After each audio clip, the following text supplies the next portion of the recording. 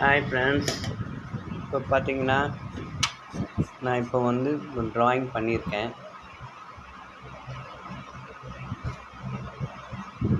என்ன ட்ராயிங்னு உங்களுக்கு தெரியும். டெடி பேர் நான் வரைஞ்சிருக்கேன், பாருங்கள் ஃப்ரெண்ட்ஸ்.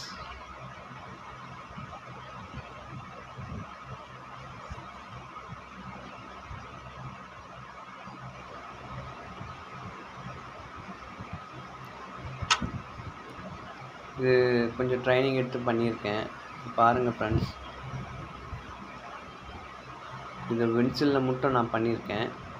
ஃபைனலாக பிக்சர் உங்களுக்கு நான் காட்டுறேன், பாருங்கள் எப்படி இருக்குன்ட்டு.